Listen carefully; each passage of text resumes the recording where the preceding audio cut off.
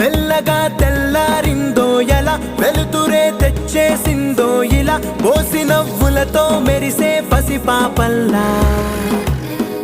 చేదతో బావులలో గలగల, చెరువులో బాతుల ఈతల కళ, చేదుగా ఉన్న వేపను నమిలే వేళ.